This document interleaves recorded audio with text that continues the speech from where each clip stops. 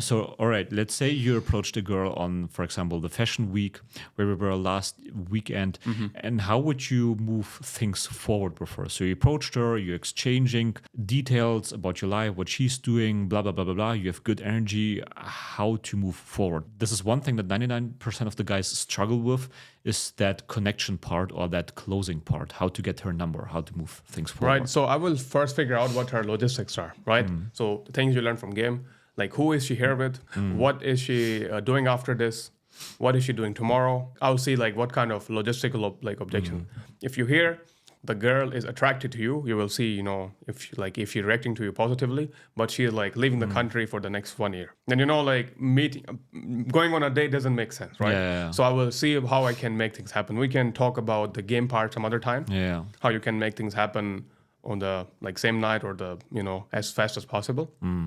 But most of the time people have to do shit, right? So that won't be the case. In that case, if I have to meet them for a follow-up date or meet them on some different date, what I would do is like I would talk about, say, what we have in common. I will talk about things like, you know, what she likes to, you know, certain kind of kitchen, right? For example, I like Indian food, right? Because I come from that region.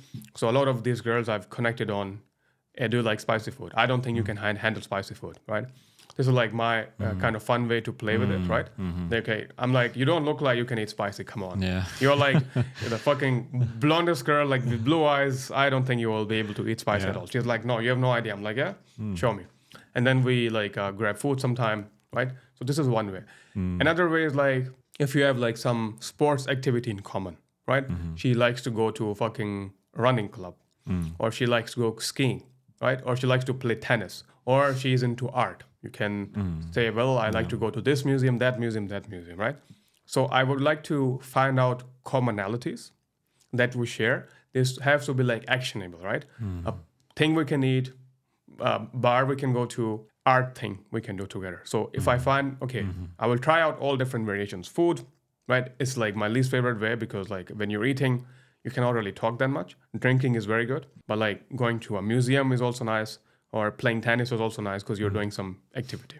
Yeah. So I will see which one of these she's going to be reacting to most positively, and then I will see if we can make things happen. My favorite line is like, hey, when was the last time you did, let's say, take tennis, right?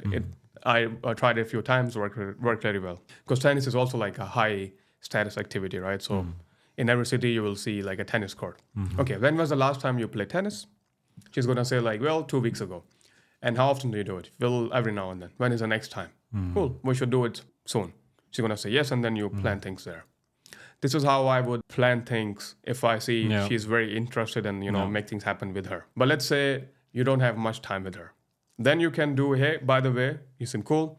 We are gathering together as friends in this restaurant. So there are different ways, right? Depending on how much interest you feel like you are getting from her. Depending on that, I would build a strategy if I want to bring her to another friend's event, or if I want to take her out on like a one-to-one activity or date. Yeah, so this is what I prefer to do too, is to bring that girl to some other event. So what I do a lot is that I just show right then and there on my Instagram. I tell her, hey, this is what we do. We do photo shoots, we do dinner events, and then pretty much all of the cases, girls will say, oh my God, that looks so beautiful. I want to be part of that. And then next time you can invite her to some brunch, to some sports activity or some bigger event that you do, and then try to connect closer with her if you don't happen to have the potential there at the event to connect more with her, or maybe you want to connect with as much people as possible, depending on what your goals are. This is my preferred way of closing the girls, right? So that's a very effective thing because they will be very intrigued to join you as a friends group next time and get to know you closer.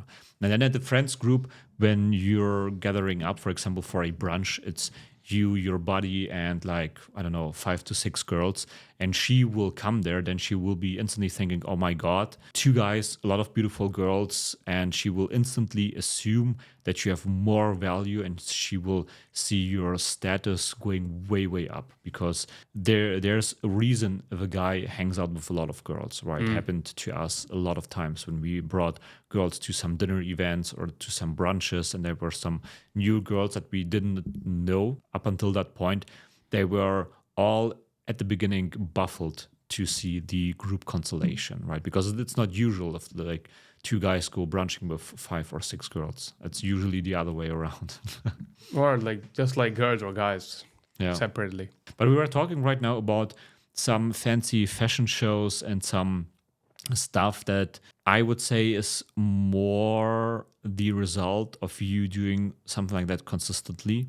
But what about you live in a city where you don't have any fashion shows? If there's like nothing going on, so like no big events, and you live in a city with like, let's say, 300,000 people, which is quite a small city, but it's fine. How do I go about this? So if there's nothing big happening, so where do I find those exclusive events and clubs? Because I can go to the club around the corner where everyone goes like every weekend, but where do I find those cool places where the cool kids hang around? In cities like that, right? So let's even go lower. Let's say if you live in a city where like 100,000 people live, 300,000 is good, right? So there's nothing cool like that happening. People usually go to the biggest cities nearby, so there's nothing happening. But let's say your city is like a bit remote, right? In like 2 hours, like there's nothing. There's, like even like in 2 hours radius, there's no big city where cool things are happening. Yeah. Otherwise, it just makes logistically more sense to just go there. But let's say like you live in the middle of no fucking where, and like you are just trapped there. In that case, like what you're probably saying is that there is no scene. When there's no scene, it's a bad thing, but also a good thing, because if you try to make something happen, you will get positive response from everyone. Yeah. So in a sense, you create your own scene. You could do anything. You could start a members club for active people, members club, or like a community for models and aspiring creators. That would go really well. You could like start doing a photo shoot. That would go really well. In a city like that, where is, let's say, these offers, right? Offers like cool things to do. Whereas like less cool things to do, and you're the only one, man, you're gonna crush it. But like there's literally no competition. Where else people would go to? Nowhere. Yeah. So that's what I would do. It takes a bit more effort because you have to build something on your own. Yeah. But you will crush it at the same time because Yeah. no one else is doing it. So that's why you will be very successful. Yeah.